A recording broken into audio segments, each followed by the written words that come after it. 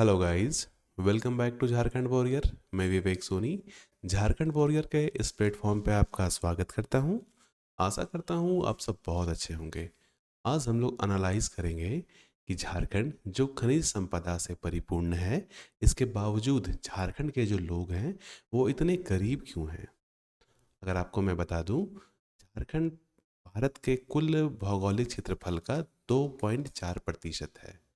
और सिर्फ 2.4% होने के बावजूद भारत में जितने भी खनिज संपदा है उसमें 40% सिर्फ और सिर्फ झारखंड से ही जाता है। आज अगर भारत $3 ट्रिलियन की इकोनॉमी को पार कर पा रहा है तो इसमें भारत की खनिज संपदा का बहुत बड़ा योगदान है। तो अब कह सकते हैं कि झारखंड जो है, झारखंड बहुत बड़ा भूमिका निभा रहा है भारत को $3 ट्रिलियन की इकोनॉमी बनाने में। ठीक है, लेकिन देखिए झारखंड में इतना ज़्यादा पैसा होने के बावजूद झारखंड सबसे गरीब राज्यों की श्रेणी में आता है। इसका डिटेल मैं आपको बता देता हूँ। देखिए, एक सर्वे हुआ था 2019 से 21 में, और यह सर्वे पब्लिश हुआ आपका 15 जनवरी 2024 को। इस सर्वे के हिसाब से अगर आपको देखा जाए तो आप आसानी से कह सकते हैं कि झारखंड पूरे राज्यों में, सारे राज्यों में दूसरे नंबर पे आता है सबसे गरीबी में। यानी कि सबसे गरीब राज्य है बिहार, उसके बाद झारखंड। झारखंड में जनजातियां बहुत अधिक मात्रा में रहती है। झारखंड में टोटल 33 जनजातियां निवास करती है, और इन जनजातियों में प्रमुख जनजातियां हैं संथाल, उरांव, मुंडा, हो, खरवार। ये सब बहुत महत्वपूर्ण जनजातियां हैं। और कुल जनजातियों का 34% सिर्फ और सिर्फ संथाल जनजाति ही है। झारखंड में और भी बहुत सारे लोग रहते हैं, जैसे झारखंड में 76% हिंदू निवास करते हैं, 14% मुस्लिम निवास करते हैं, 5% क्रिश्चियन निवास करते हैं, और भी सारे जनजाति और भी सारे लोग निवास करते हैं। देखिए, झारखंड भारत का 28वां राज्य है, ये सबको पता है। और झारखंड 2000 ईस्वी में 15 नवंबर 2000 को एक नया राज्य के रूप में बिहार से अलग होकर उभरा था। झारखंड में कोयला बहुत अधिक मात्रा में पाया जाता है। झारखंड का अगर आप इतिहास उठा के देखें तो आप कह सकते हैं झारखंड में मगध काल, गुप्त काल, गुलाम वंश, मुगल वंश, ब्रिटिश काल, यानी कि इन सारे वंशों में ना, इन सारे काल में झारखंड का एक बहुत अहम भूमिका निभाया है। आपको मैं बता दूं, जैसे मगध वंश में कहा जाता था कि मगध वंश में जितने भी लड़ाकू हाथियां होती थी वो झारखंड के जंगलों में ही पाया जाता था। गुप्त वंश में भी झारखंड एक बहुत अहम भूमिका निभाया है गुप्त वंश को एक अच्छा दर्जा का बनाने में। और गुलाम वंश तो ज़्यादा झारखंड से मेल जोल नहीं रखा, लेकिन गुलाम वंश में लोधी वंश के बाद कुछ वंश झारखंड से सीधे व्यापार करते थे। मुगल वंश का भी काफ़ी हस्तक्षेप रहा है झारखंड को लूटने में, झारखंड को एक्सप्लॉइट करने में। और सबसे ज़्यादा अगर झारखंड को कोई परेशान किया है, कोई लूटा है, तो वो है ब्रिटिश। ब्रिटिश क्या किए थे? ब्रिटिश ये रहा आपका कोलकाता, कोलकाता से सीधा वो झारखंड के लिए रेलवे रूट बना दिए थे। क्यों बनाए थे? ताकि झारखंड में जितने भी खनिज संसाधन हैं, जैसे कोयला, तांबा, अबरक, गोल्ड, सिल्वर, ये सब सारे को झारखंड से एक्सपोर्ट करके कोलकाता ले जाए, और कोलकाता से फिर अपना ब्रिटेन ले जाए। झारखंड को ब्रिटिश बहुत ज़्यादा एक्सप्लॉइट किए हैं, जिसके कारण झारखंड में भी बहुत सारे विद्रोह हुए, जैसे ढाल विद्रोह, तिलका आंदोलन, बिरसा मुंडा का विद्रोह, नाना भगत विद्रोह। तो इन विद्रोहों में झारखंड बहुत हद तक पार्शियली विन तो किए हैं, लेकिन अंग्रेज को ज़्यादा एक्सप्लॉइट कर रहे थे, जिसकी वजह से झारखंड के विद्रोह को वो लोग दबा दे रहे थे। झारखंड में अगर झारखंड का कुछ हम लोग बात करें तो देखिए, कुछ बुनियादी तथ्यों में झारखंड के प्राकृतिक संसाधन और सांस्कृतिक विरासत दोनों से समृद्ध है। मैं आपको बता दूं, झारखंड में कोयला, भारत के कुल कोयला का 32% सिर्फ और सिर्फ झारखंड में पाया जाता है। लौह अयस्क का बात करें तो टोटल 26% लौह अयस्क पूरे भारत का झारखंड में पाया जाता है। तांबा का बात करें तो 18% तांबा झारखंड में पाया जाता है। अब्रक, यूरेनियम, ये सभी झारखंड में बहुत अधिक मात्रा में पाया जाता है। मैं आपको बता दूं, यूरेनियम, प्राइम कुकिंग कोल और पायराइट 3 ऐसे खनिज हैं जो पूरे भारत में सिर्फ और सिर्फ झारखंड में ही पाया जाता है, इसलिए झारखंड का महत्व थोड़ा और हो जाता है। देखिए, वन्य की दृष्टि से बात करें ना तो झारखंड में 29% से अधिक भागों पर वन से ढका हुआ है, जो भारत में बहुत ज़्यादा वन वाले स्टेट में एक है।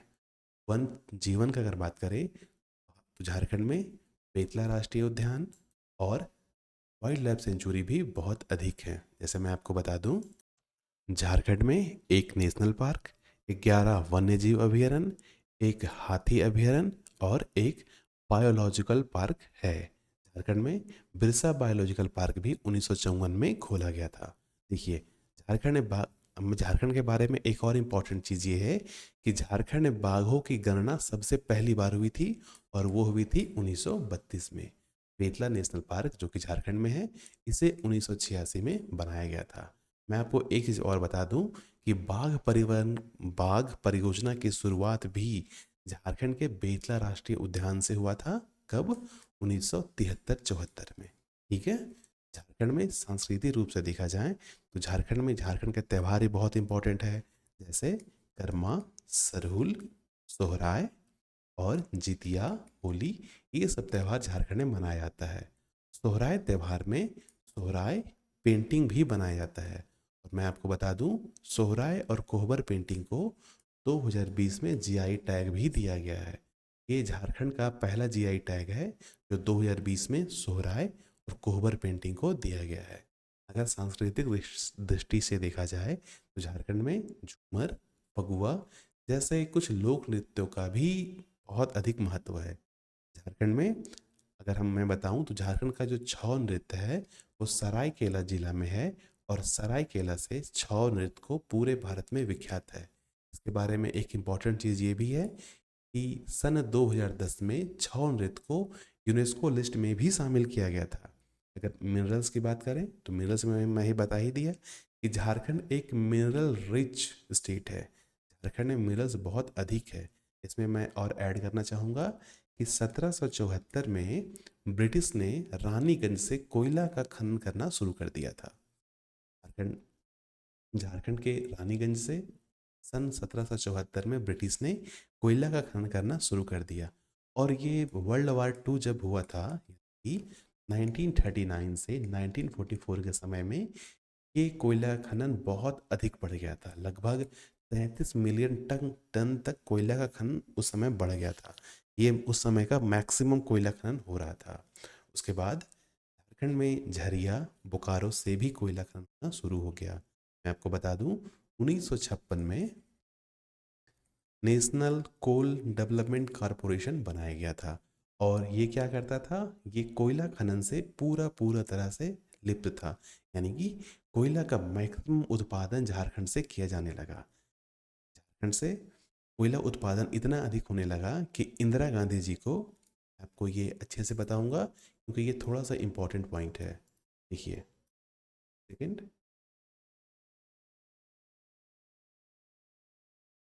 सन 1973-74 में 1972-73 में इंदिरा गांधी जी के सरकार ने कोयला माइंस को नेशनलाइज किया था। यानी कि जितने भी कोयला माइंस हैं वो प्राइवेट क्षेत्रों से लेकर के सरकारी क्षेत्र में ले आए, क्योंकि 1972-73 तक कोयला बहुत अधिक प्राइवेट क्षेत्र एक्सप्लॉइट कर रहे थे। वो सारे कोयला को झारखंड से ले जा रहे थे और झारखंड के रेट में ही बाहर बेच दे रहे थे। झारखंड को कोई खास फायदा तो हो ही नहीं रहा था।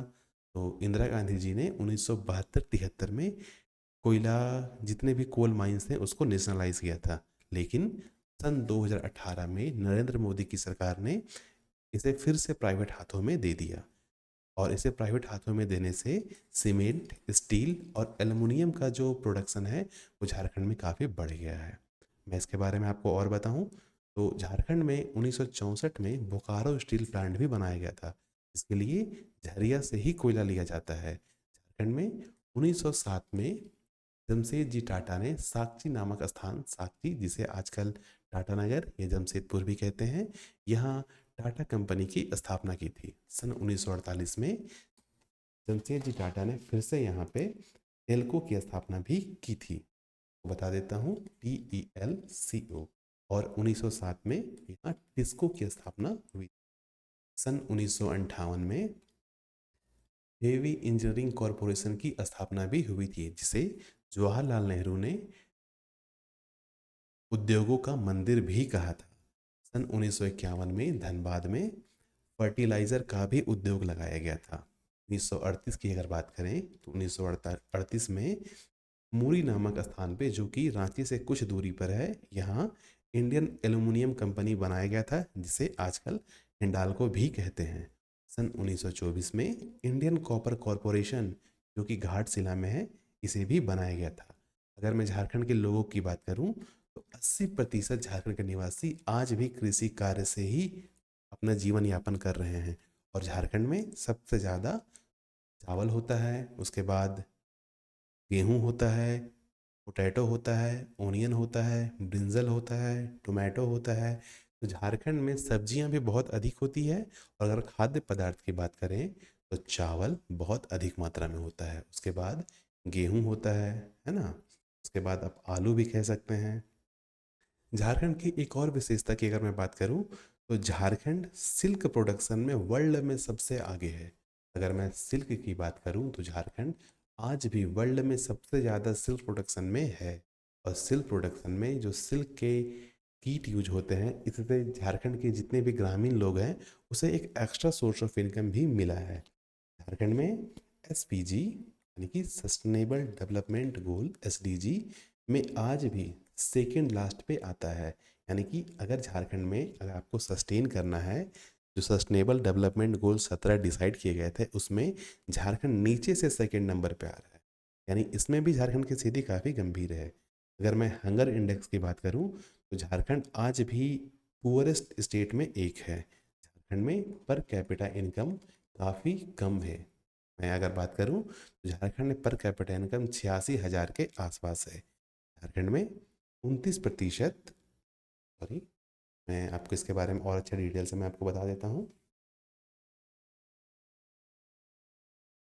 अगर आप कल्चर की बात करें तो झारखंड में जैन तीर्थंकरों का भी एक बहुत बड़ा समुदाय झारखंड में निवास करता है। झारखंड के गिरिडीह डिस्ट्रिक्ट में पारसनाथ एक पहाड़ है, जहाँ पे 24 में से 20 तीर्थकार 24 में से 20 जैन तीर्थंकरों ने यहाँ पे अपनी समाधि ली थी। जैन के 23वें तीर्थंकर पार्श्वनाथ के नाम पर ही गिरिडीह का पहाड़ पार्श्वनाथ का नाम पड़ा है। मैं आपको झारखंड के बारे में अब और मिनरल्स तो मैं बता देता हूँ। देखिए, झारखंड एक मिनरल रिच स्टेट है, ये सबको पता है। देखिए, झारखंड में मैक्सिमम मिनरल्स आपको साउथ झारखंड में मिलेगा। झारखंड के मैक्सिमम मिनरल्स साउथ झारखंड में मिलने की वजह से, और झारखंड में नदियाँ भी काफ़ी है, इसलिए झारखंड में पनबिजली भी आसानी से बनाई जा सकती है। झारखंड में इतने अधिक मिनरल्स हैं कि लगभग ऐसे मिनरल्स भी हैं ना जो भारत के किसी और राज्य में नहीं है, सिर्फ और सिर्फ झारखंड में पाए जाते हैं। वो मैं आपको आगे ही बता चुका हूँ। अब हम लोग देखते हैं झारखंड की स्थिति इतनी खराब क्यों है, क्योंकि हमारा टॉपिक था झारखंड इतना गरीब क्यों है। तो देखिए, झारखंड के कृषि क्षेत्र में भी बहुत अधिक बाधाएं आती है, जैसे कि जल संकट। झारखंड की में कितनी वर्षा होगी, कब होगी, ये किसी को नहीं पता। झारखंड में वर्षा होती भी है, नहीं भी होती है। वैसे तो झारखंड की वर्षा 140 सेंटीमीटर मापा गया है, ये एवरेज रेनफॉल है, लेकिन झारखंड में कब वर्षा होगी कब नहीं होगी, इसकी कोई व्यवस्था नहीं, कोई इसको सही से प्रिडिक्ट नहीं कर पाता है। झारखंड में सिंचाई भी बहुत अधिक नहीं है, यानी कि सीमित सिंचाई है। और ये देखिए, अगर मैं झारखंड की बात करूं तो आप नोटिस कीजिएगा, यहाँ बहुत छोटे छोटे से खेत अलग अलग लोगों में बटा हुआ है। अगर एक खेत में अच्छे फसल हो रही है तो दूसरे खेत वाले अगर नहीं कर रहे हैं, तो कम छोटा छोटा खेत होने की वजह से भी फसल काफ़ी कम होती है। झारखंड में बहुत छोटी छोटी भूमि कृषि के लिए बांटा गया है।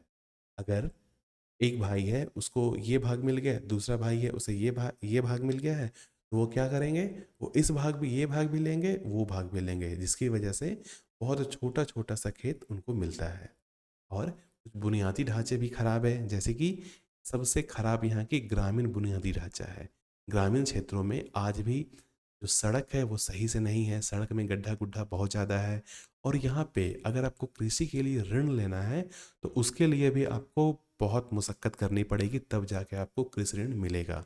झारखंड में अगर अन्य कारणों की बात करें तो यहाँ की मिट्टी में इनपुट भी काफ़ी कम है, यानी कि अगर आप उर्वरकों का सही से इस्तेमाल करते हैं तो ही आप झारखंड के भूमि में अच्छे से फसल उगा पाएंगे। क्योंकि जैसा कि आपको पता है झारखंड एक पहाड़ी इलाका है और पहाड़ी इलाका में जल ठहराव तो होता नहीं है, तो इसलिए यहाँ पे सिंचाई की व्यवस्था भी काफ़ी कम है। यहाँ मैक्सिमम सिंचाई कुआं से किया जाता है।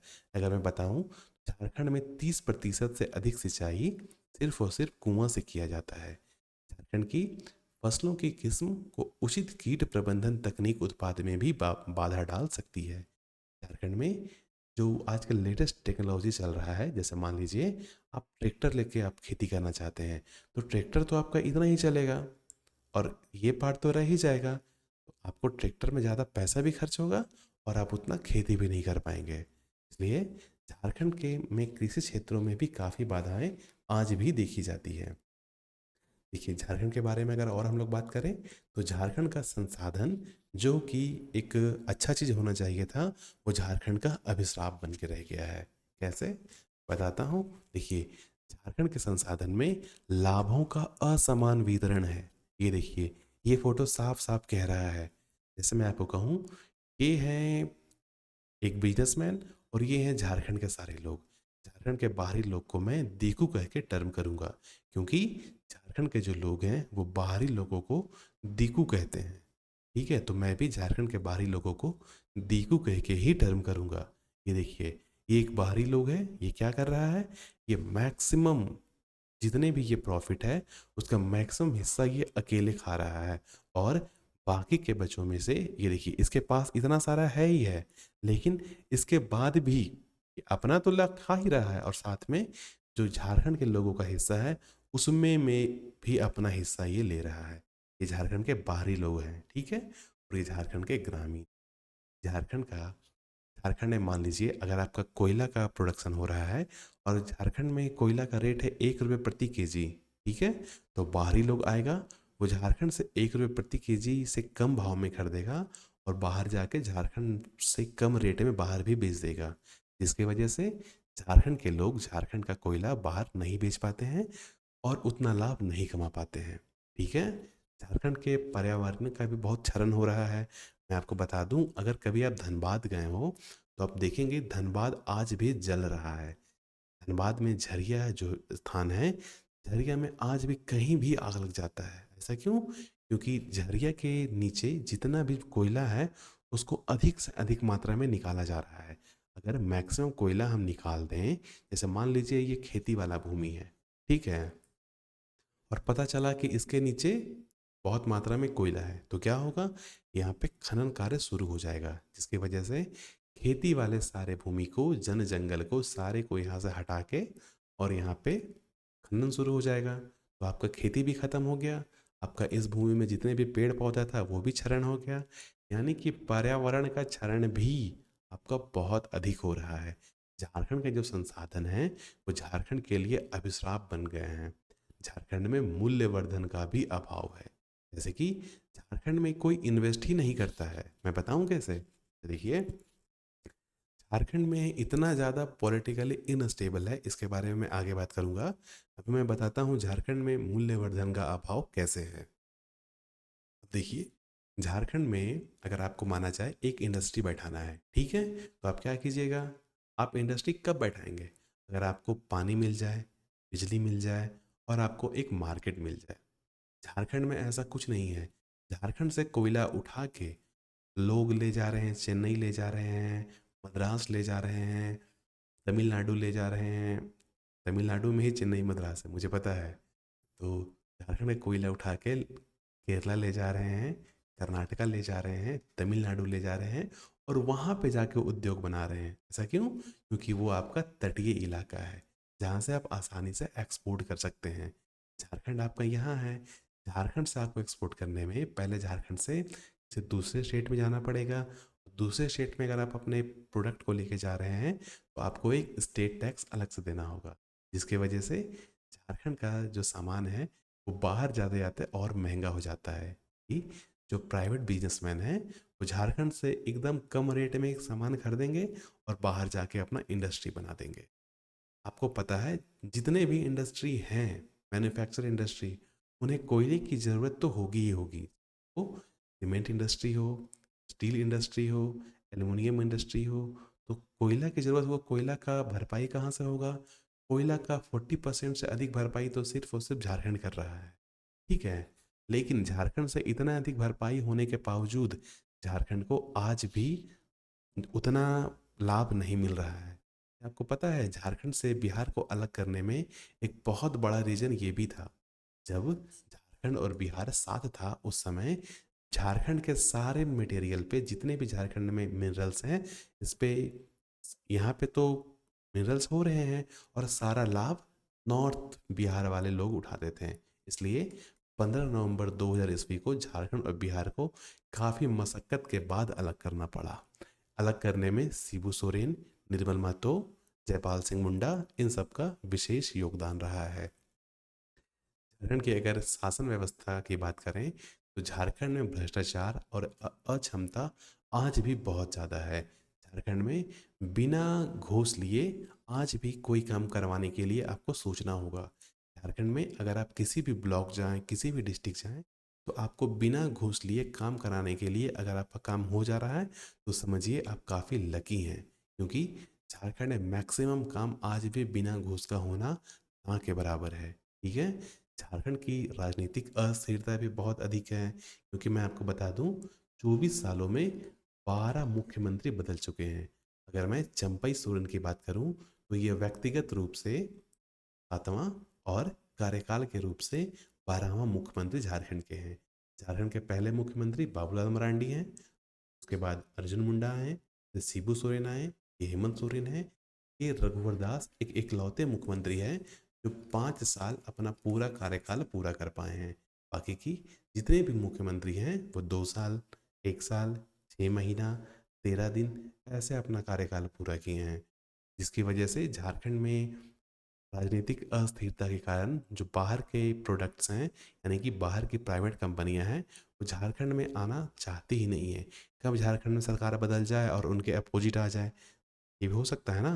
झारखंड में नई सरकार आई और जिस पॉलिसी पे वो अपना इंडस्ट्री बनाए थे वो पॉलिसी ही चेंज कर दिया, इससे तो बहुत दिक्कत हो जाएगा।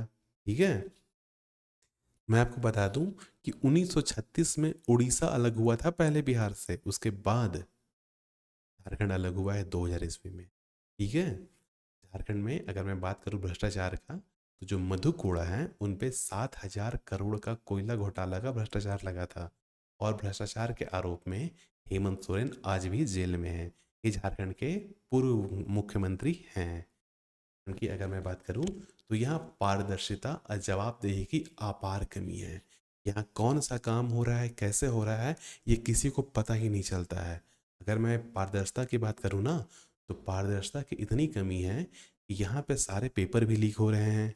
अगर आप JSSC या JPSC दिए हो तो आपके आँख के सामने पेपर लीक हो रहा है, लेकिन उसके बाद भी आप कुछ नहीं कर पा रहे हैं। ऐसा क्यों? क्योंकि यहाँ पे राजनीतिक राजनीतिक अस्थिरता बहुत ज़्यादा है। यहाँ स्टूडेंट्स का कोई सुनने वाला ही नहीं है। आपको जवाबदेही भी कोई नहीं लेने वाला है।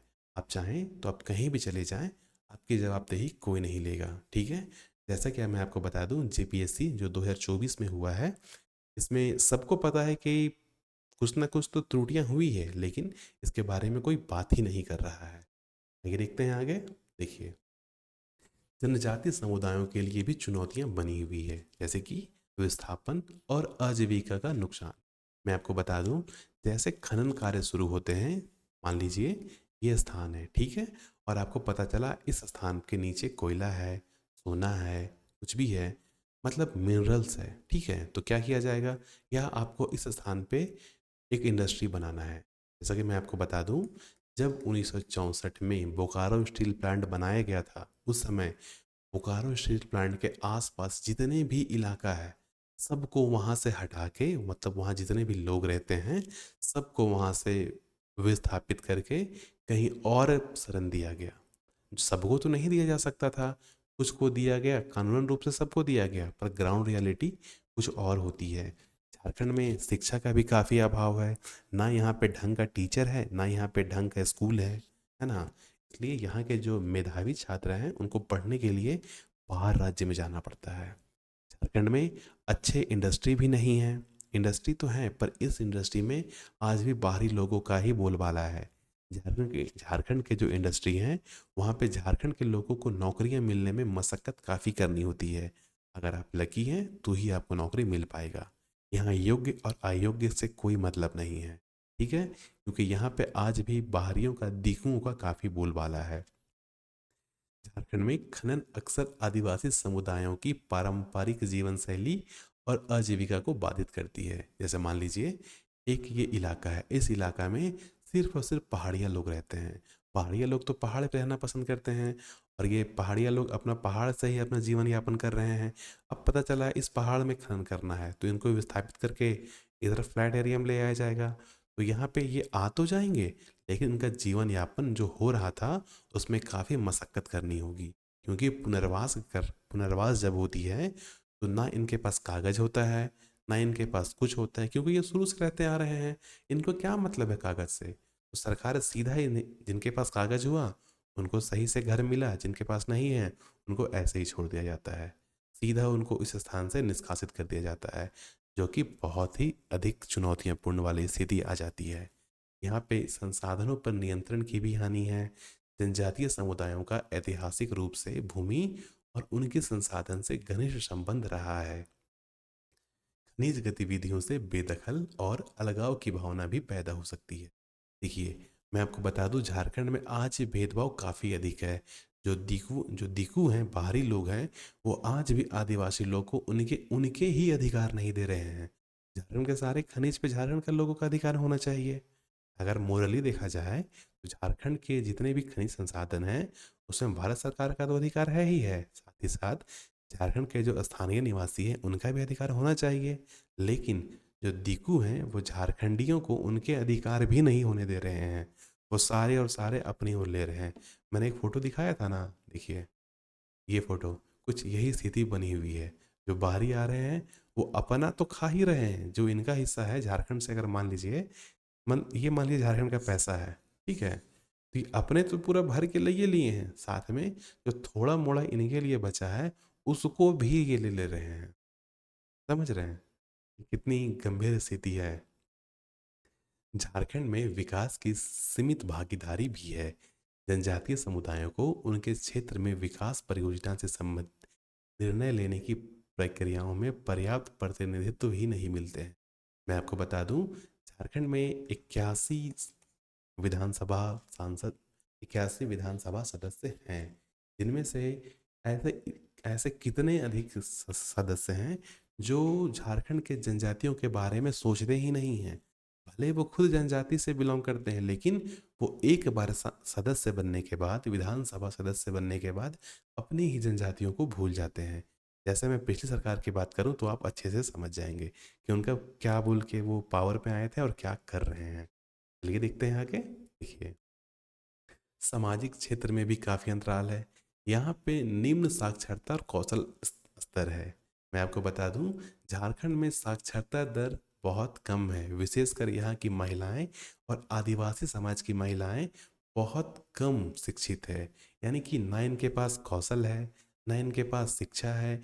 ये बस जैसे तैसे अपना जीवन यापन कर रहे हैं। यहाँ पे अच्छी मेडिकल सुविधा भी नहीं है। ये आप अगर रोड देखें ना तो ये देखिए झारखंड का रोड, ये देख रहे हैं सीधा का सीधा ट्रक घुस जा रहा है। तो झारखंड के रोड की कुछ ऐसी ही स्थिति है। मैं ये नहीं कह रहा कि एग्जैक्ट यही स्थिति है, लेकिन कुछ हद तक ऐसी ही स्थिति है। ना यहाँ पे सड़क सही से बन पा रहा है, ना 24 घंटा बिजली आ पा रहा है। जैसा कि मैं आपको बता दूं झारखंड का ऊर्जा नीति 2012 से हम लोग टारगेट लिए थे कि झारखंड में 100% बिजली आएगा। जो टारगेट 2022 में पूरा भी हो चुका है, पर क्या ये ज़मीनी स्तर पे पूरा हुआ है?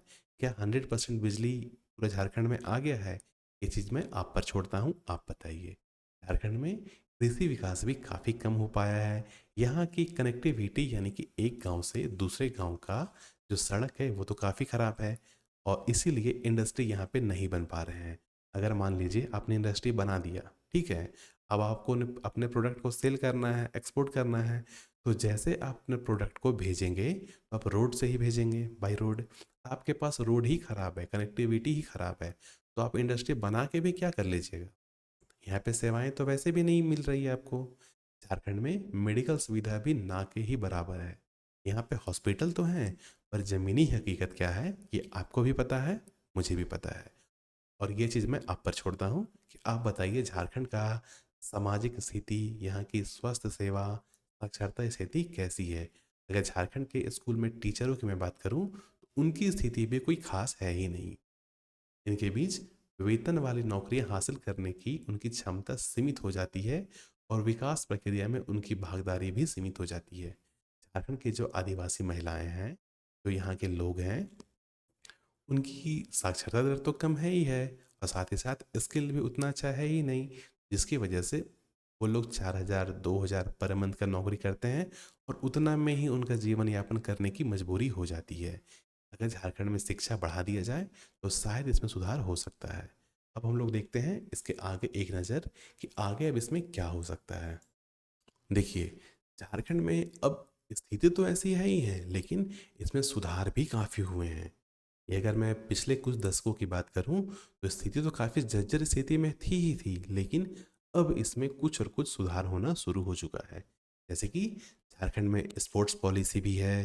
झारखंड अगर मैं आपको बताऊं तो भारत में हॉकी का पहला मेडल लाने वाले जयपाल सिंह मुंडा उस हॉकी टीम के कैप्टन थे। वो आपका 1928 का हॉकी जिसमें ओलंपिक गोल्ड आया था, तो इस हॉकी टीम का कैप्टन जयपाल सिंह मुंडा थे। मैं आपको बता दूं, महेंद्र सिंह धोनी जो कि झारखंड से हैं, ये भी क्रिकेट के क्षेत्रों में काफ़ी योगदान रखते हैं। देखिए, झारखंड की स्थिति को ठीक करने के लिए कुछ कदम जो उठाए जा सकते हैं, जैसा कि मैं आपको बताऊं कि झारखंड में एनर्जी पॉलिसी यानी कि ऊर्जा नीति 2012 में आया था।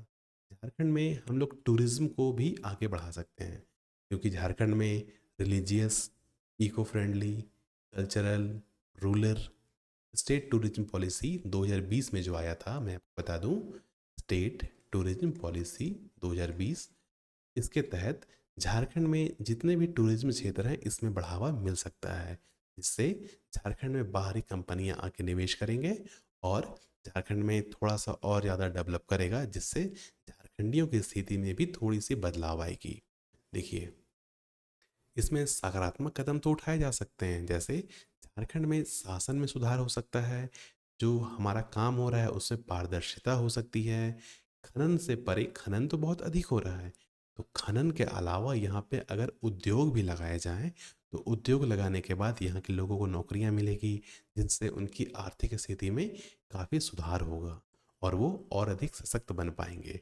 अगर झारखंड के आदिवासी समूह की बात करें तो इनको सशक्त बनाना बहुत ज़रूरी है, क्योंकि अगर झारखंड के मूल निवासी ही सशक्त नहीं बनेंगे, इनके पास ही पैसा नहीं आएगा, तो ये झारखंड के तरक्की में अपना योगदान कैसे देंगे। झारखंड में समावेशी विकास का युग प्रवेश कर सकता है। इसमें हम लोग क्या करना होगा, इसमें जो मैंने चुनौतियां बताया उसे निपटारा करके झारखंड अपनी वास्तविक क्षमता को उजागर कर सकता है। और इसमें झारखंड को आगे बढ़ाने में क्या हो सकता है, झारखंड में सबसे पहले इंडस्ट्री को बढ़ाया जाए। झारखंड में स्पोर्ट्स कल्चर है उसे बढ़ाया जाए, क्योंकि स्पोर्ट्स में झारखंड तो बहुत आगे है ही है, ये आपको ही पता है। झारखंड में स्किल और एजुकेटेड वर्कफोर्स चाहिए। झारखंड में अगर शिक्षा को बढ़ावा दिया जाए और यहाँ पे जितने भी वर्कफोर्स हैं उनको स्किल्ड बनाया जाए, तो झारखंड की तरक्की और आसानी से हो सकती है। झारखंड को चाहिए झारखंड को चाहिए क्वालिटी एजुकेशन और क्वालिटी वाले टीचर हैं जो कि गवर्नमेंट स्कूल में रहें, प्राइवेट स्कूल में रहें। यानी कि झारखंड में शिक्षा का अभाव तो है ही है, तो इसे छुटकारा पाने के लिए झारखंड में क्वालिटी एजुकेशन बहुत ज़रूरी है। झारखंड में एक और काम हो सकता है, झारखंड के जो विधानसभा क्षेत्र हैं इसकी सीटों को हम लोग बढ़ा सकते हैं।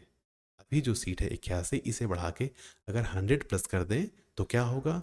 सबसे पहली बात, जितने भी सदस्य होंगे, विधानसभा सदस्य, वो अपने अपने क्षेत्रों पे विशेष ध्यान देंगे। अभी अगर क्षेत्र बड़ा है तो उस सदस्य को ध्यान देने में काफ़ी मशक्क़त आती है।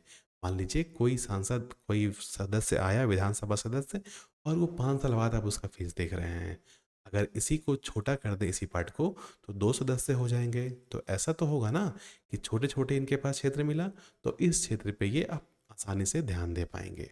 ये सब कुछ चीज़ें हैं जो झारखंड में अगर किया जाए तो झारखंड की स्थिति काफ़ी बेहतरीन हो सकती है। अब आपको क्या करना है, आपको 5 चीज़ें बतानी है जिससे झारखंड की स्थिति सुधार हो सकती है। आप कमेंट बॉक्स पे कमेंट करेंगे और बताएंगे झारखंड की स्थिति को सुधार करने के लिए और क्या चाहिए। Thank you. मैं आपको कहना चाहूँगा, क्योंकि आपने वीडियो यहाँ तक देखा, और आपको क्या करना है, आप 5 रीज़न दें या 5 बातें बताएं जिससे झारखंड अपनी स्थिति सुधार सकती है। यह आपको कमेंट करना ही होगा। आपके हर कमेंट को मैं लाइक करूँगा और हर कमेंट में मैं आपको रिप्लाई देने की पूरी कोशिश करूँगा। Thank you very much. आप क्या कीजिए, आप इस वीडियो को लाइक कीजिए और अपने दोस्तों के साथ इसे शेयर करें, क्योंकि अगर आप झारखंडी हैं और आपको झारखंड के बारे में दूसरों को बताना है और झारखंड की स्थिति को सुधार करना है, तो आपको भी ये 5 बातें तो लिखने होंगे। और अगर मान लीजिए आप 5 बातें लिखते हैं तो इससे एक जनरल आइडिया मिलेगा लोगों को कि हाँ ऐसे ऐसे भी हो सकता है। इसलिए मैं आपसे ये 5 बातें लिखने को कह रहा हूँ कि आप बताएं झारखंड को और बेहतरीन कैसे बनाया जा सकता है। आप इस चैनल को सब्सक्राइब कीजिए, इस वीडियो को ज़्यादा से ज़्यादा शेयर करें, क्योंकि अगर आप इस वीडियो को शेयर करते हैं तो आप और हम मिलकर झारखंड को और भी बेहतरीन बना सकते हैं। Thank you very much. Signing off.